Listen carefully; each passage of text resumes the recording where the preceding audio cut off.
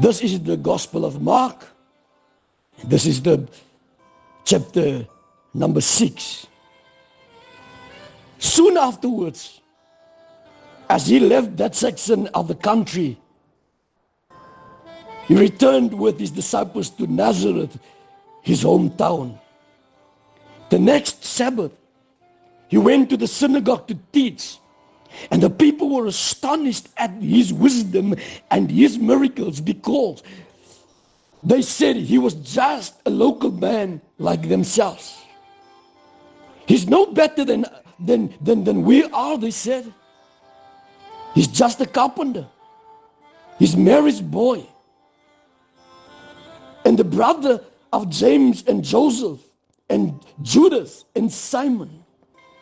And his sisters live here, right here among us. And they were offended. And Jesus told them, a prophet is honored everywhere except in his hometown, among his relatives, and by his own family. And because of the unbelief, he couldn't do any mighty miracles among them, except to place his hands on a few sick people and heal them. And he could hardly accept the fact that they wouldn't believe in him. And he went out among the villages teaching.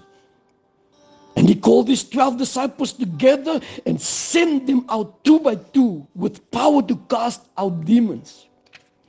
He told them to take nothing with them except their walking sticks. He said, no food, no knapsack, no money, not even an extra pair of shoes or a change of clothing. Stay at one home in each village. Don't shift around from house to house where you are while you are there, he said.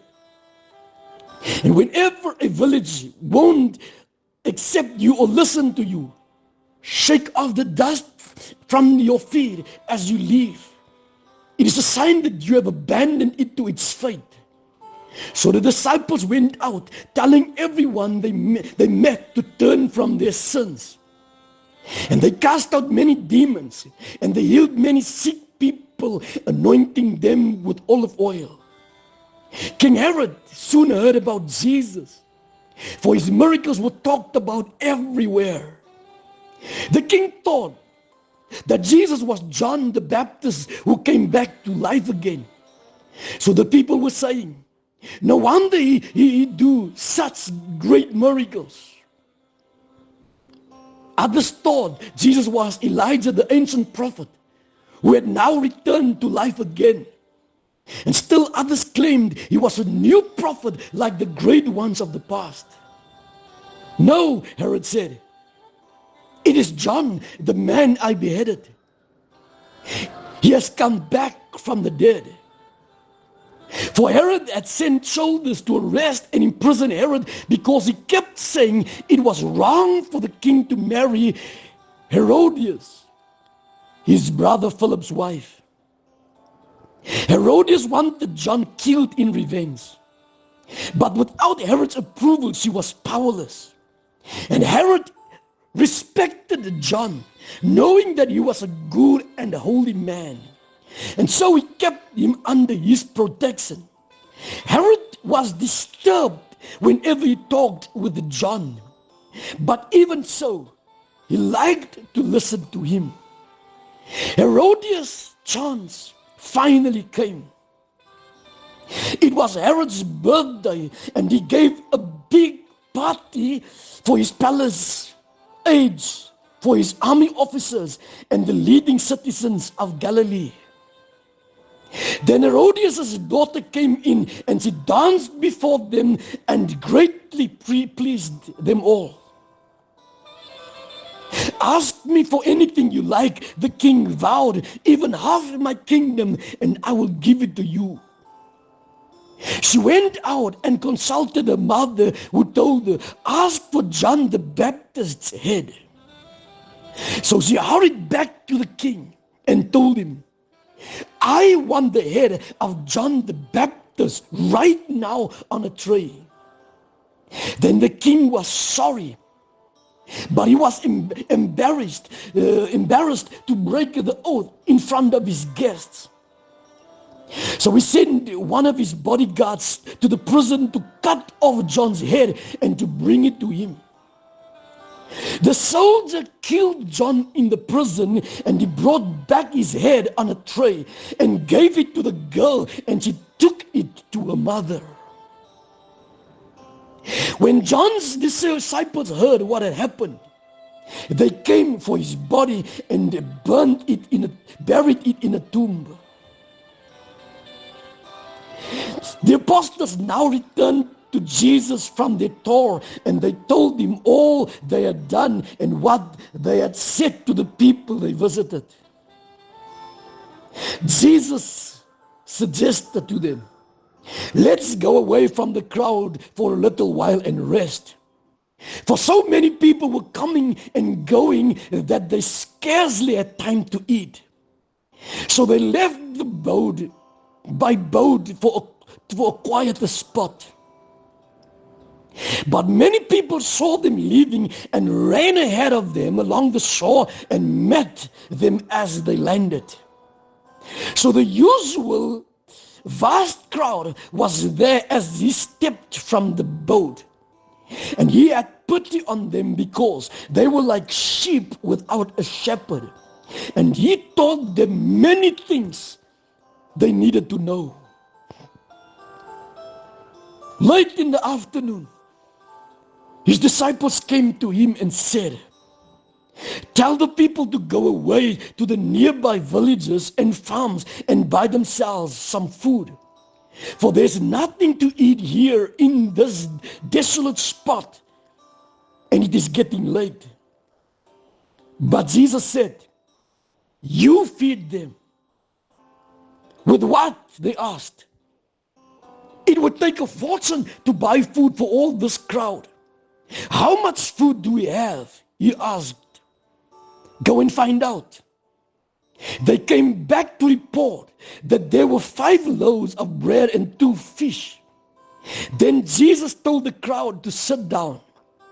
And soon colorful groups of 50 or 100 each were sitting on the green grass. He took the 5 loaves and the 2 fish, and looking up to heaven, gave thanks for the food.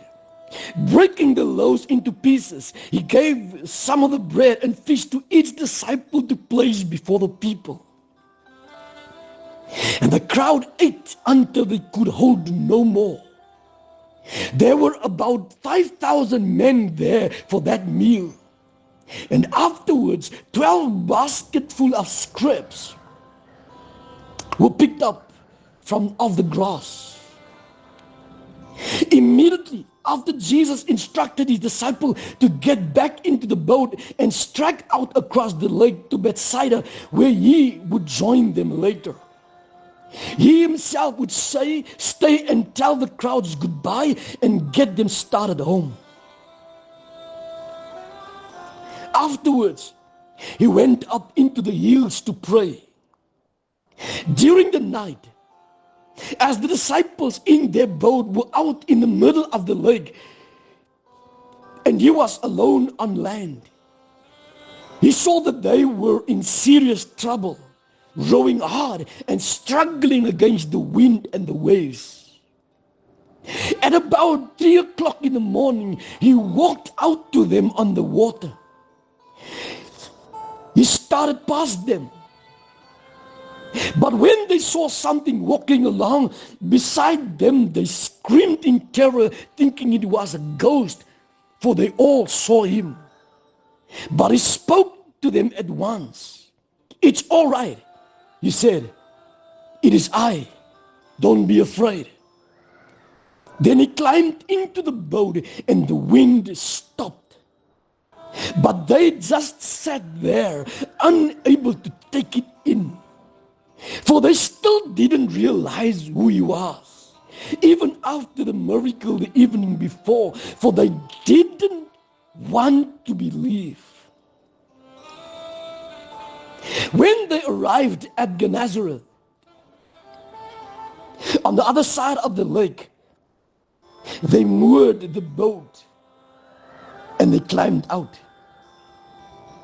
The people standing around there recognized him at once, and they ran throughout the whole area to spread the news of his arrival and began carrying sick folks to him on mats and stretchers. Whenever he went, or wherever he went, in villages and cities, and out on the farms, they laid the sick in the market plazas and streets, and they begged him to let them at least touch the fringes of his clothes. And as many as touched him were immediately healed. This is the Gospel of Mark, chapter number 7. One day, some Jewish religious leaders arrived from Jerusalem to investigate him.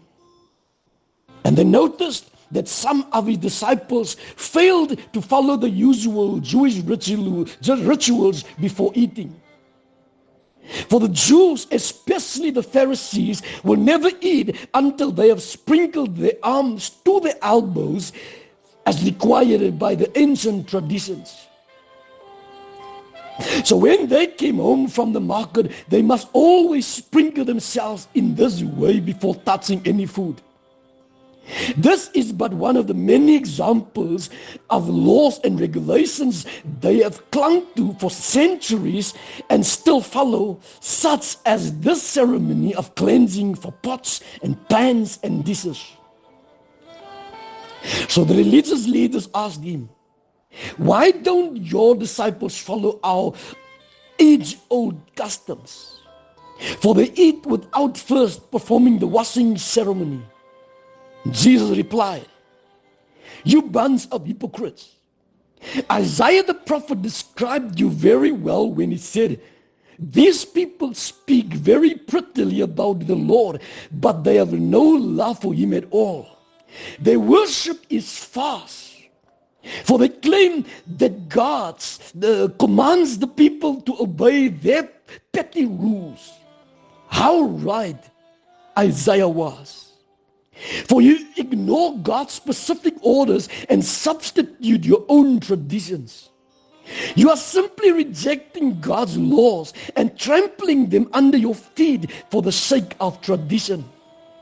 For instance, Moses gave you the law from God, and he said, "Honor your mother and your father." And he said that anyone who speaks against his father or mother must die. But you say it is perfectly all right for a man to regard his needy parents, telling them, "Sorry, I can't help you. For I have given to God what I could have given to you." And so you break the law of God in order to protect your man-made tradition. And this is only one example. There are many, many others. Then Jesus called to the crowd to come and to hear. "All of you, listen," he said, "and try to understand. Your souls are not harmed by what you eat, but by what you think and say." Then he went into a house to get away from the crowds, and his disciples asked him what he meant by the statement he had just made. "Don't you understand either?" he asked. "Can't you see that what you eat won't harm your soul? For food doesn't come in contact with your heart, but only pass through the digestive system." By saying this, he showed that every kind of food is kosher. And then he added, "It is the thought life that pollutes. For from within, out of man's hearts, come evil thoughts of lust and theft and murder and adultery, wanting what belongs to others, wickedness, deceit, lewdness, envy, slander, pride, and all other folly. All these vile things comes from within. They are what pollute you and make you unfit for God. Then he left Galilee and went to the region of Tyre and Sidon. And he tried to keep it a secret that he was there, but he could not. For as usual, the news of his arrival spread fast. Right away, a woman came to him whose little girl was possessed by a demon. She had heard about Jesus, and now she came and fell at his feet and pleaded with him to release her child from the demon's control. She was a Syrophoenician, a despised Gentile. Jesus told her, "First I should help my own family, the Jews. It is not right to take the children's food and to throw it to the dogs." She replied, "That's true, sir. But even the puppies under the table are given some scraps from the children's plates." "Good," he said. "You have answered well.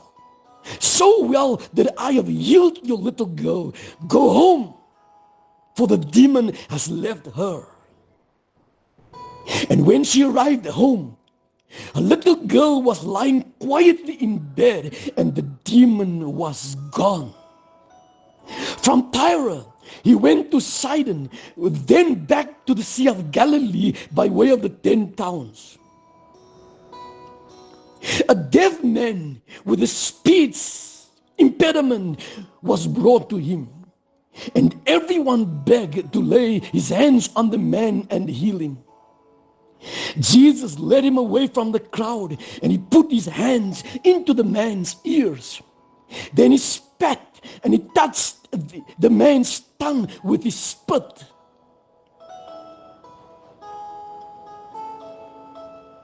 Then looking up to heaven, he sighed and he commanded, "Open!"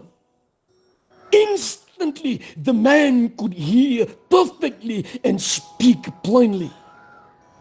Jesus told the crowd not to spread the news, but the more he forbade them, the more they made it known, for they were overcome with utter amazement.